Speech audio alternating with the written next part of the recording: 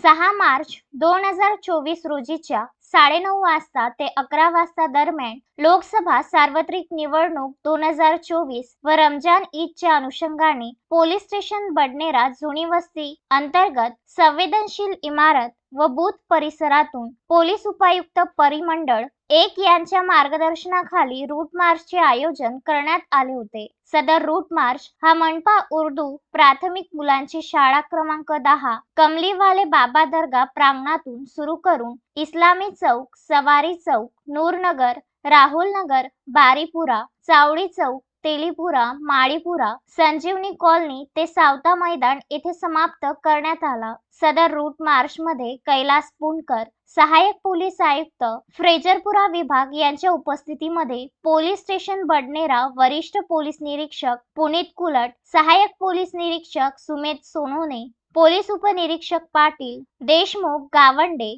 16 police अंमलदार व RCPचे 11 अंमलदार, QRTचे 5 अंमलदार तसेच CISFचे police उपनिरीक्षक राम मोहन, 39 जवान व 4 पुरुष सैनिक सहभागी झाले होते। Vidarbha news bureau, Amravati.